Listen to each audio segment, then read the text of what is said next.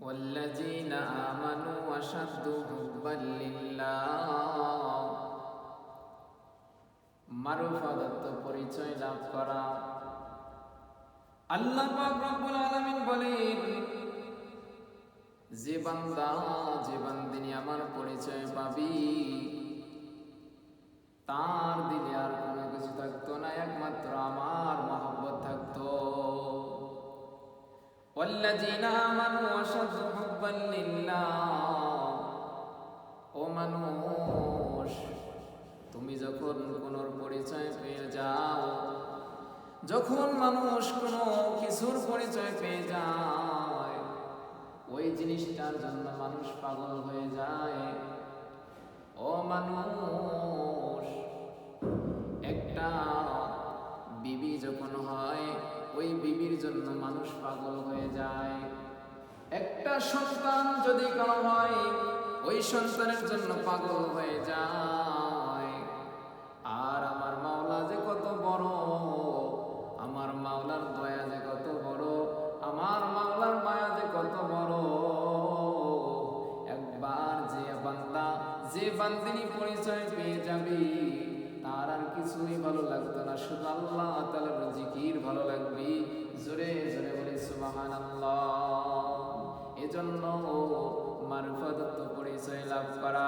আল্লাহ পাক রব্বুল আলামিন পরিচয় দাও। এক ফোঁটা নাপাক পানি দিয়ে তোমাকে আমাকে আল্লাহ পাক রব্বুল আলামিন বানিয়েছেন। সমস্ত মাখলুকের মধ্যে আল্লাহ পাক রব্বুল আলামিন মানুষকে শ্রেষ্ঠ সুন্দর কায়দায় তৈরি করলেন। সূরা ৩ এর মধ্যে সুন্দর আয়াতে ঘোষণা দিয়ে বলেন, ফি আহসানি তাকওয়িম। সমস্ত মাখলুকের মধ্যে আমি আল্লাহ আমার বান্দাদেরকে শ্রেষ্ঠ সুন্দর কায়দায় তৈরি করেছি। জোরে জোরে বলি সুবহানাল্লাহ। সারা পৃথিবীর মধ্যে আল্লাহ পাক রব্বুল আলামিন তার বান্দাদেরকে শ্রেষ্ঠ সুন্দর কায়দায় তৈরি করলেন। এত সুন্দর কায়দায় তৈরি করার পরও যে বান্দা যে বান্দিনী আমার শুকরিয়া আদায় করবে না, আমার ইবাদত বন্দেগী করবে না, তাদের মতো হতভাগার কেউ হতে পারে না। এত সুন্দর নিয়ামত পাওয়ার পর আল্লাহ এত নিয়ামত দিয়েছেন। ও বান্দা, এই নিয়ামত পাওয়ার পর নিয়ামতের যদি শুকরিয়া আদায় না করো, আল্লাহ তাআলা তোমার আমার নিয়ামতকে ছিনাইয়া নেবেন এবং আযাব গজবের মধ্যে ফেলায় দিবেন। জোরে জোরে বলি নাউযুবিল্লাহ। এজন্য আল্লাহ পাক যে তোমাকে আমাকে এত সুন্দর কায়দায় তৈরি করেছেন, তার শুকরিয়া আদায় করো বেশি বেশি। লা ইন শাকারতুম লাযিদান্নাকুম ওয়া লা ইন কাফারতুম ইন্না আযাবি লাশাদীদ। আল্লাহ পাক রব্বুল আলামিন বলেন, যে বান্দা যে বান্দিনী আমার শুকরিয়া আদায় করবে, তার নিয়ামত আমি বানাইয়া দেব এবং আযাব গজব থেকে তাকে হেফাজত করব। ছোট্ট একটা ঘটনা বলে আমি বিদায় নেব। ছোট্ট একটা ঘটনা তোমাদের সামনে বলিয়া ধরি।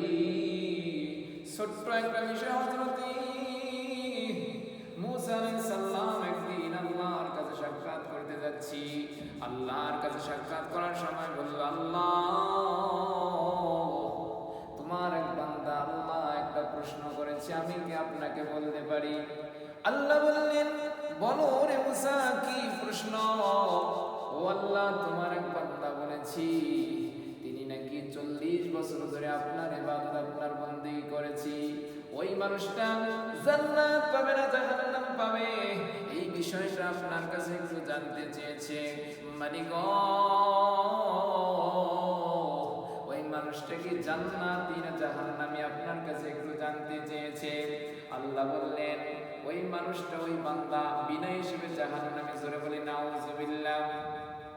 ও আল্লাহ, তোমার আরেক বান্দা একটা প্রশ্ন করেছি, প্রশ্নটা হইল গিয়া তেনার এত ধন সম্পদ, এত টাকা পয়সা, এগুলো এত বেশি পরিমাণ হয়ে গেছে, আল্লাহ কমবে কেমন করে, এটা জিজ্ঞেস করতে বলেছি। আল্লাহ বললেন, মূসা, তুমি তাকে জানায় দাও সে যেন আমার শুকরিয়া কম কম আদায় করে। যদি শুকরিয়া কম কম করে, তার নিয়ামত আমি এমনিতেই ছিনাইয়া নেব এবং আযাব গজবের মধ্যে ফেলায়া দেব। এজন্য শুকরিয়া বেশি বেশি আদায় করার দরকার আছে। আর একটা বিষয়, হযরত মুসা আলাইহিস সালাম আল্লাহকে বললেন, আল্লাহ ও মালিক, কথা ধরিয়ে নেন। আমি মুসা যদি আল্লাহ হই আর আপনি আল্লাহ যদি মুসা হন, আমার কাছ থেকে আপনি কি চাইতেন? আল্লাহ বললেন, আরে মুসা না, এটা কোনোদিন সম্ভব না, এটা কোনোদিন হতে পারে না। কথার কথা আল্লাহ মুসা আলাইহিস সালাম বললেন, আল্লাহ কথা ধরিয়ে নেন, আমি তো কখনো আল্লাহ হতে পারবো না। আল্লাহ গো, কথা ধরিয়ে নেন, আমি যদি মুসা আল্লাহ হই আর আপনি যদি আল্লাহ মুসা হন, আমার কাছ থেকে আপনি কি চাইতেন? আল্লাহ বলল, না রে মুসা না, কোনোদিন সম্ভব না, কোনোদিন হতে পারে না, এটা কখনোই সম্ভব না। হযরত মুসা আলাইহিস সালাম আল্লাহকে বললেন, মালিক, আমি তো কখনোই আল্লাহ হতে পারবো না। ও আল্লাহ, কথা ধরিয়ে নেন, আমি যদি মুসা আল্লাহ হই আর আপনি আল্লাহ যদি মুসা হন, আমার কাছ থেকে আপনি কি চাইতেন? আল্লাহ বলল, না রে মুসা না, কোনোদিন সম্ভব নয়। যদি তুমি আমার আল্লাহ হইতা আর আমি যদি হযরত মুসা হইতাম, তাহলে আল্লাহ তাআলার কাছে চাইতাম আল্লাহ যেন সব সময় আমার শরীরটাকে ভালো রাখে। জোরে জোরে বলি সুবহানাল্লাহ।